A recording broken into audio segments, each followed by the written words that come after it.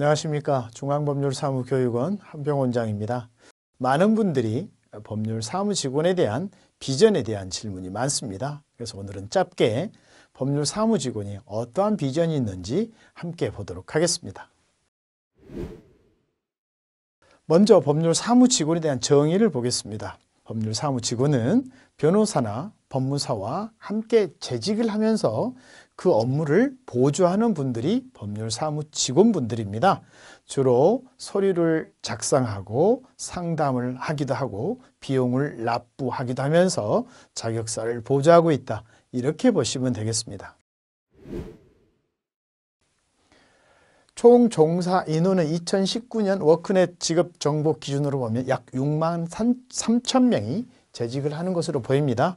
계속 증가하고 있죠. 또한 자격사를 보면 이 등록 변호사가 현재 3만 명, 등록 법무사가 1만 명에서 총 4만 명의 자격사가 재직 근무하는 것으로 보입니다. 이것은 법률신문 기준입니다. 이에 총 합계가 약 10만 명 정도로 보여주는데요. 이걸 평균으로 나눠보니까 자격사 1인당 직원이 1.5명 정도로 보입니다. 자, 1년에 그렇다면 신규로 등록한 변호사, 법무사가 몇 명인가? 네, 약 2,000명 정도인데요. 최하 1,500명부터 2,000명 정도가 신규로 등록을 하니까 2,000명씩 잡았을 때 약 5년이면 10,000명의 신규 자격사가 등록을 한다. 이렇게 보시면 되겠습니다. 자, 그렇다면 직원은 그것이 1.5명으로 봤을 때 1년이면 3,000명 정도가 필요한 것으로 보입니다. 다음입니다. 변호사법과 법무사법에서는 그 직원에 대해서 규정하고 있습니다. 이 내용은 한번 읽어보시면 될 텐데요. 저는 지나가겠습니다만 검토해 보시고 지금 여기에는 변호사법 제22조에서 사무직원에 대해서 규정하고 있습니다. 다음 법무사법은 제23조에서 사무원에 대해서 규정하고 있습니다. 그래서 시간이 나시는 대로 읽어보시고요. 자, 법률사무직원의 장단점을 함께 보도록 하겠습니다. 어떠한 장점이 있고 어떠한 단점이 있는지 보도록 하겠습니다. 먼저 고객의 분쟁을 해결하는 과정에서의 보람을 많이 얻고 있다고 합니다. 많은 분들이 드라마나 영화에서 봐서 그것들은 이미 알고 있을 거라고 보고 있습니다. 또한 정년 없이 재직할 수 있는 가능성이 있다는 게 이 직업의 장점으로 보입니다. 아무래도 신입 직원이야 지식이 많이 없다고 하겠지만 경력이 쌓여가면 쌓여갈수록 지식이 상당히 쌓여가고 그러다 보니까 노하우나 능력이 월등해지겠죠. 그래서 나이를 먹을수록 아마 업무 효율이 올라간 것 같습니다. 그러다 보니까 굳이 같은 나이에 정년할 필요가 없을 수 있겠죠.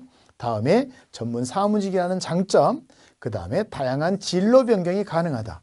왜 법률 사무 직원들이 진로 변경이 가능하냐면 간접적으로 고객의 업무를 처리하다 보니까 그에 대한 지식과 경험을 쌓게 됩니다. 그래서 그러한 지식으로 다른 진로를 가는 경우가 꽤 있는 것으로 보입니다. 다음에 본인 자신이 법률 사무 직원의 주위 사람을 도울 수 있는 직업으로 보입니다. 그건 당연하겠죠. 법률사무 직원이 지식을 쌓고 경험을 쌓다 보니까 주위에 있는 분들을 법률적으로 자문하거나 도와주면서 아마 이렇게 도울 수 있는 직업으로 보입니다. 또한 본인 자신에 대한 침해나 분쟁을 직접 해결할 수 있겠죠. 만약에 대여금이다. 그렇다면 대법원에 전자소송을 통해서 직접 본인이 소장이나 답변서, 준비서면을 제출하고 소송을 진행해서 강제집행까지 진행할 수 있겠죠. 또한 그뿐이 아니겠죠.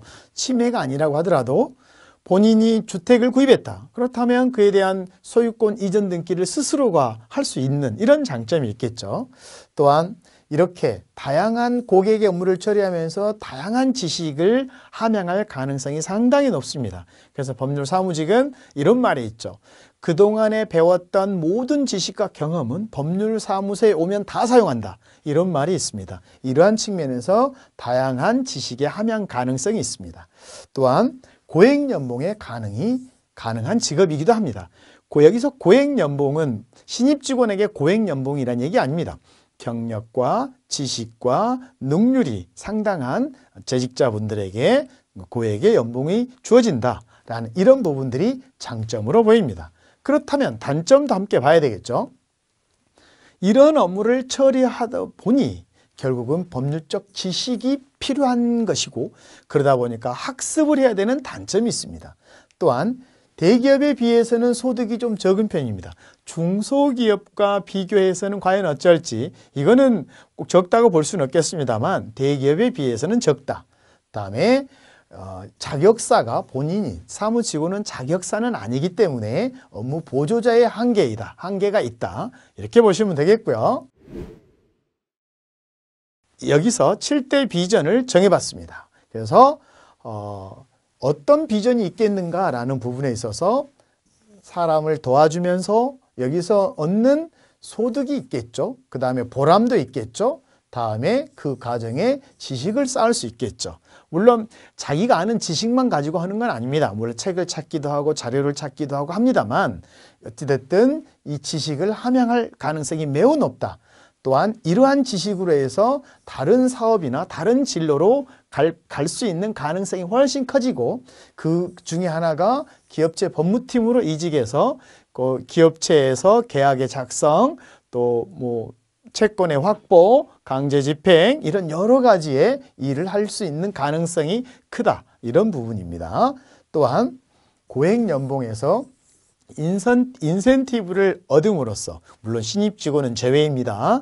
경력이 많으시는 분들을 얘기하는 거예요. 이런 부분에 있어서의 연봉의 가능성, 또한 본인 스스로나 옆에 있는 사람들의 권리 보호를 해줄 수 있는 가능성, 당연한 얘기겠죠. 다음에 장점에서 봤습니다만 정년 없이 일할 수 있는 장점, 이러한 것들이 결국은 법률 사무직원의 비전이라고 볼 텐데, 이 비전을 형성을 하려면, 비전을 완성을 하려면 어떤 것이 필요한가라고 해서 실험 방안을 만들었습니다. 그래서 먼저 지식이 부족해서는 안 된다. 아무리 법률 전문가를 보조하는 직업이라고 하더라도 지식을 꾸준하게 지식을 채워야 된다. 학습을 해야 된다. 이렇게 보시면 되겠습니다. 물론 다양한 채널이 있으면 좋겠습니다. 뭐 법률 서적부터 시작해서 다양한 채널로 학습이 필요하겠죠.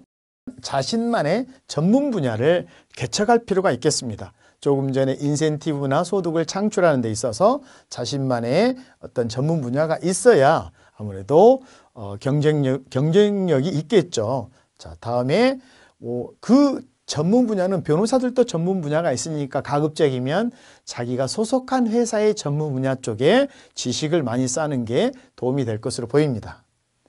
다음에 대학 졸업장이 없어도 상관없습니다. 다만 지식과 능력을 쌓는 데는 계속 노력을 해야 된다고 보시면 되겠습니다. 또 전공이 법학을 하지 않아도 좋습니다. 다른 지식이 있어도 법률사무소에 와서는 다 사용이 가능하기 때문입니다. 또한 최고의 스승을 찾기를 권장합니다. 당연히 서적, 그다음에 전문가, 그다음에 선배 활용, 이런 것들이 많이 도움이 되겠죠. 다음에 법률사무소에 수익을 창출할 필요가 있다. 자기가 소속한 회사가 수익이 많이 있어야 결국은 그 수익을 가지고 자기 직원들의 연봉이나 인센티브를 줄 수 있겠죠. 회사에 수익이 없다면 연봉이나 인센티브는 아주 어렵겠죠. 결국은 회사에 수익을 창출하도록 본인 스스로가 공부하고 능률을 올리는 이런 필요가 있겠습니다. 각종의 내용들은 한번 보시고 다른 선배들이 어떻게 일을 하고 또 어떻게 처리하니 어떤 수익이 어느 정도 창출하는지 학습이 좀 필요할 것으로 보입니다. 자, 6번째로 자존심을 버려야 합니다. 법률 사무 직원들은 자격사는 아닙니다. 그래서 자격사를 보조하는 것을 잊으시면 안 되고요. 자격사가 아니어도 능력만 있다면 얼마든지 그에 대한 대우는 받을 수 있을 것이다 생각하시면 되겠습니다. 7번째로 믿음을 잃지 말라는 것입니다. 법률은 우리 사람에 많은 영향을 미치고 법률이 없어질 가능성은 매우 낮다. 당연한 얘기겠죠. 그래서 이 법률은 이렇게 소프트웨어와 같다고 생각하시면 되고요. 우리 삶에 내지는 기업, 회사, 뭐 살아가는데 어떤 조직에 항상 법률은 필요하고 거기서 발생하는 분쟁은 법률사무소에서 해결을 하게 될 것이다. 결국은 지금 향후에 없어질 직업들이 많이 있다고 합니다. 근데 법률 사무직이 내지는 법률 사무소가 없어질 가능성은 매우 낮다. 이렇게 보시면 되겠습니다. 많은 분들이 공무원을 준비하는 이유가 안정적이고 장기적으로 재직을 희망해서 공무원을 준비하는 것으로 알고 있는데요. 역시 법률 사무직 또한 안정적이고 장기적으로 재직이 가능할 것으로 보입니다. 이로써 오늘 제가 몇 가지의 법률 사무 직원에 대한 비전에 대해서 설명을 드렸습니다. 오늘의 제 설명이 여러분에게 도움이 됐으면 좋겠습니다. 감사합니다.